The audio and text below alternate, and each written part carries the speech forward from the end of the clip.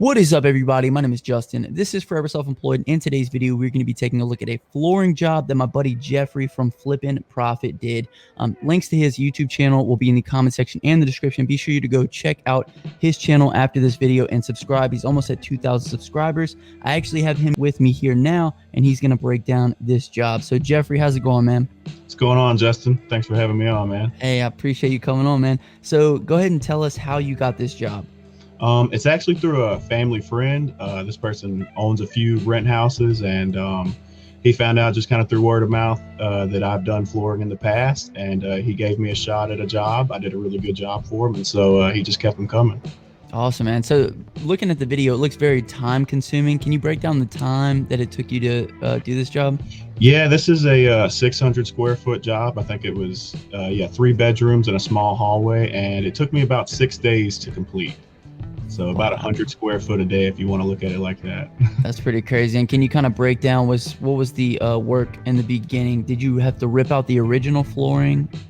He actually took out the carpet for me. There was a little bit of tack strip still glued down, and then there was some flooring left in the hallway, just some laminate wood click together flooring that was really easy to pull up. But that was most of the prep right there.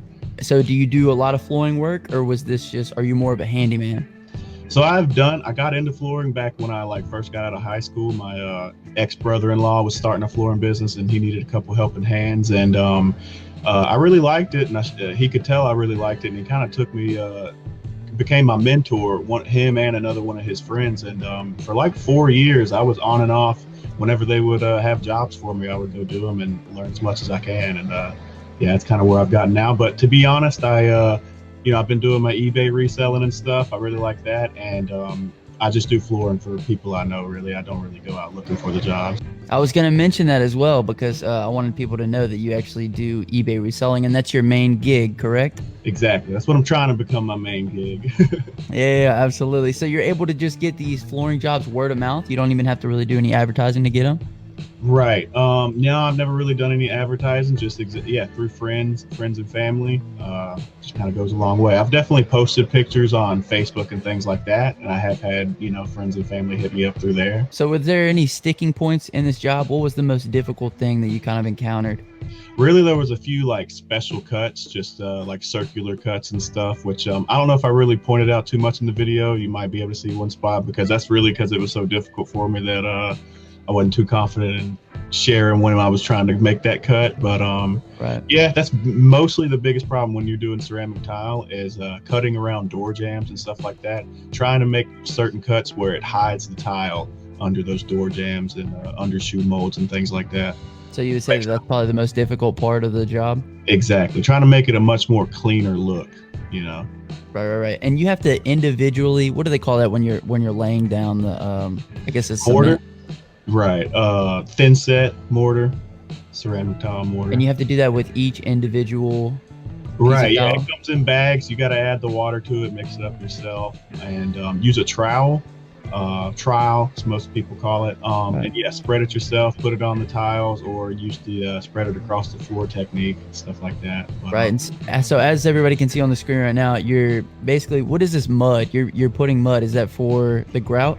Once I got on top of it, that is the grout, right? Filling in the gaps in between. That's right. The grout line and stuff. So you put it down, and then do you immediately take it off with a sponge? Yeah. So how that works is you're gonna apply it, get it spread.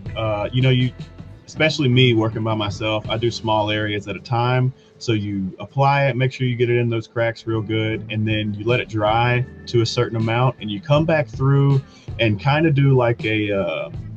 I don't really know the right word to use for it. It's not cleaning it. It's making sure your lines are clean. You're making sure that your grout line is even across from tile to tile, and that there's no thick spots or no holes or anything like that in the grout line.